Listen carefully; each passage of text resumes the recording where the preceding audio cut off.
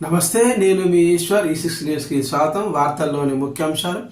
ఇటలీలో జరుగుతున్న G7 దేశాల సదస్సులో పాల్గొనేందుకు వెళ్లిన ప్రధాని మోడీ ఈ సందర్భంగా అక్కడికి వచ్చిన ప్రపంచ దేశాధినేతలతో వరుస భేటీలు నిర్వహిస్తారు.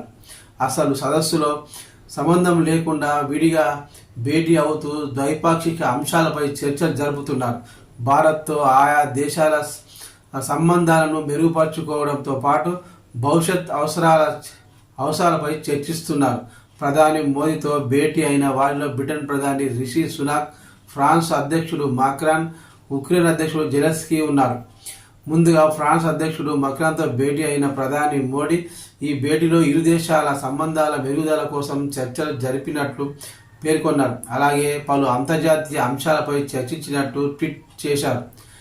గత ఏడాది కాలంలో ఇది మా ఇద్దరి మధ్య 4వ భేటీ అని మోడీ తెలిపారు. భారత్, ఫ్రాన్స్ మధ్య సంబంధాల బలోపేతానికి తాము ఇస్తున్న ప్రాధాన్యతకు ఇది నిదర్శనమన్నారు. అలాగే మాక్రాన్తో భేటీలో రక్షణ భద్రత, సాంకేతికత, AI, బ్లూ ఎకానమీ వంటి అనేక విషయాలను కవర్ చేసినట్లు ప్రధాని తెలిపారు. యువతలో ఆవిష్కరణలు, పరిశోధనలు ఎలా ప్రోత్సహించాలో కూడా చర్చించామన్నారు. వచ్చే నెలలో ప్రారంభం కానున్న ప్యారిస్ ఒలింపిక్స్కు ఆతిథ్యం వహిస్తున్న సందర్భంగా మాక్రాన్కు మోడీ శుభాకాంక్షలు తెలియజేశారు. అలాగే బ్రిటన్ ప్రధాని రిషి సునాక్తో జరిగిన భేటీ వివరాలు కూడా మోడీ ఎక్స్లో పంచుకున్నారు.